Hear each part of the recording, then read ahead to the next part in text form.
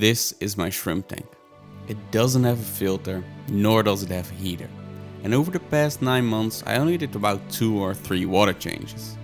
Seemingly I'm breaking all the aquarium rules, but regardless the shrimp and fish are doing absolutely fine. But before we discuss how it's doing today, we should probably recap how we got here. Back in January I decided my shrimp needed a new home. I used a cork round, some dragon rock and a few spiderwood branches to build a custom 3D background.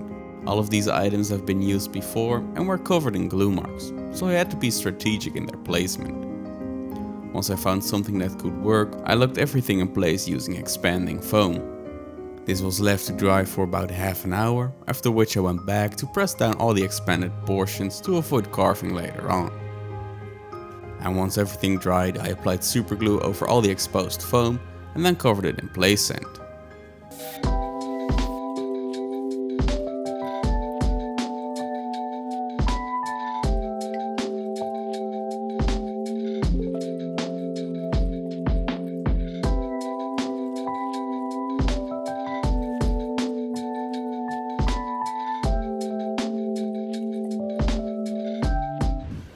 By the way, this is your reminder to like and subscribe. Back in the animal room, I added some more place into the tank. I pushed this out to the edges and then added some topsoil to the middle. And to top things off, I added more play sand. And if you want to learn more about using dirt in your aquarium, I recommend you read The Ecology of the Planet Aquarium. Anyway, at this point I started adding various terrestrial plants between the hardscape. With these plants in place, I used pieces of moss to hide any remaining foam and pieces of sponge. All of these plants will help filter the water. Their foliage will be located above the waterline, while their roots will be submerged in the water, thus creating the perfect natural filter. It's starting to look really great, but the water column is still completely empty. So I began by adding 2 little crypts, followed by 2 stems of hydrocodal. And no aquatic setup is complete without a few anubias peppered throughout the setup. These were all superglued directly to the hardscape.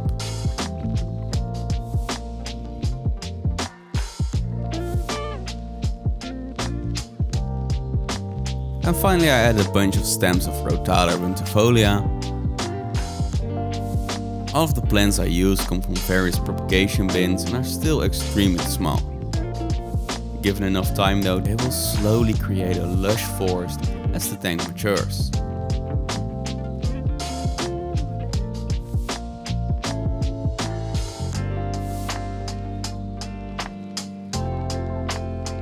To get the full jungle look I'm going for, I'm also adding leaf litter. These were pulled directly from my pond outside and should be riddled with beneficial bacteria.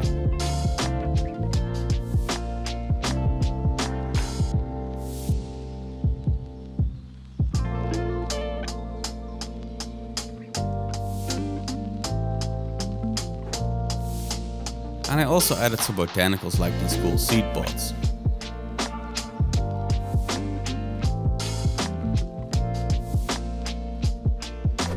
A couple of days later the water has gone brown and cloudy. And honestly I expected this to happen. Probably there are some leaves in there or some of the seed pods that I didn't boil long enough. They released some tannins into the water, staining it brown. Now as for the cloudiness, this is really common with dirted tanks. I've never set up a dirted tank before, but I read about it, I watched some videos about it, so I know it's pretty common for this to happen within the first couple of days after setting it up. That said, we're not gonna wait until it disappears on its own. We're gonna do a 100% water change before we introduce the animals.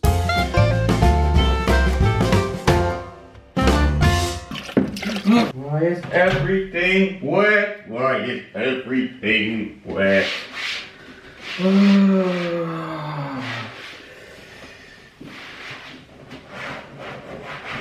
Whoa, that's a lot of water. God damn it. Just act like nothing happened. Another couple of days later, I feel confident this system can handle livestock. The full stocking of this tank includes 12 blue dream shrimp, 2 Amana shrimp, 6 assassin snails and 2 chili rasbora.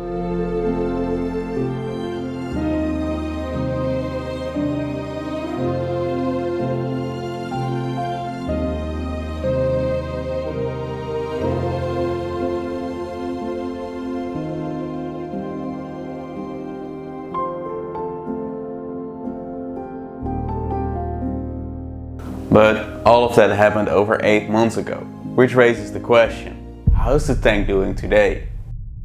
At first, I thought not much had changed until I watched back the old footage. All of the plants definitely have grown quite a bit. If we zoom in, we can see that although the Cryptocorini are still small, they have definitely grown.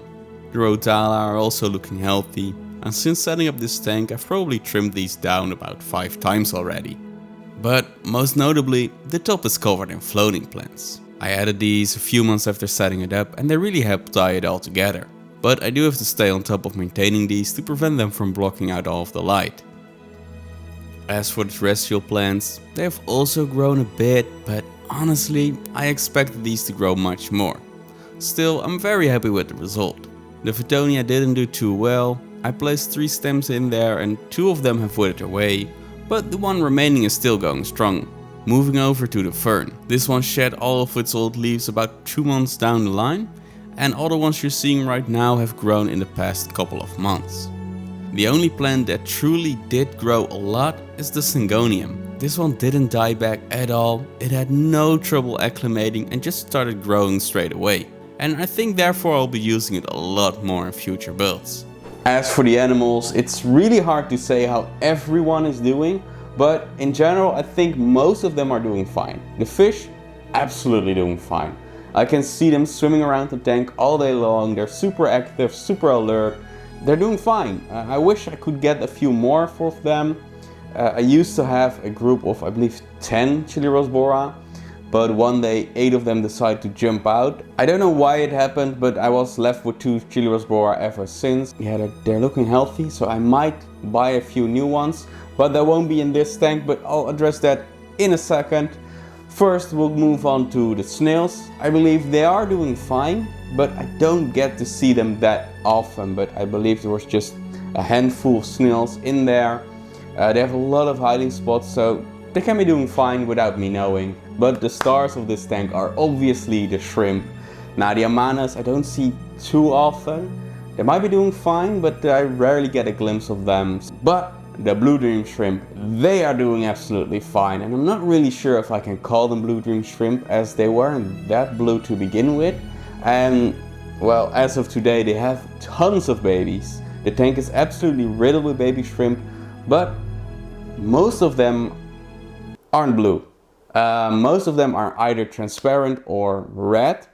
So I don't know what happened there. Probably somewhere in their bloodline there is some other colors mixed in. As I said, they weren't too blue to begin with, so I'm not sure if they're really Blue Dream shrimp or just some basic blue shrimp. Either way, I'm happy with the shrimp. I'm happy that they're doing absolutely fine. Now I am thinking about separating out all the non-blue shrimp, adding those to either the Pico Gudgeon tank or a completely new tank, and then make something new for the Blue Dream shrimp, the Amana shrimp, the snails and the chili rasbora. Yeah, I love this tank. It looks really good.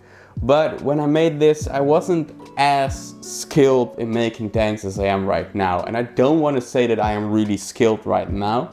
I still have quite a lot to learn, but I'm already much better than when I made this thing. So I think I can make something that looks even better, but also will work much better for these animals. But at the same time, when I look at this tank, I really like it. I think it's a really cool tank. So I'm still kind of on the fence. Now here's the thing, I am breaking a lot of aquarium rules here by not adding a filter, not adding a heater. I'm not dosing any fertilizers, but I'm not doing that in any of my tanks. There is really no input in this tank except for feeding it. Did about 3 water changes in the entire, 9 months that this thing is up now. That's 1 every 3 months. And it's not a big water change, it's just a little bit when there's just some gunk down here. But there's a very light stocking in this tank, which results in very little gunk. And that's the only reason I'm doing water change if I see a little bit of gunk. And when I do a water change, it's probably like 10% max. Maybe I did 20% water change, I'm not sure. But either way, I'm not doing a lot of water changes. And that is because of the plants. We discussed them earlier in the video.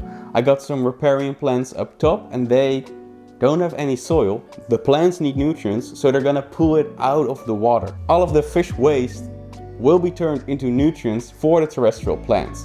On top of that, we also have the floating plants, which are obviously doing absolutely fine. Those are also pulling out a lot of the nutrients. So in a way, we have a natural filter. It is filtered the natural way, and I love doing it this way. It makes maintenance so much easier because it's virtually not there. Anyway, there's not a whole lot more to say about this tank. It's doing fine, it's looking good, and it's gonna be taken down soon. I just decided. Oh man, what a chaotic video we have today.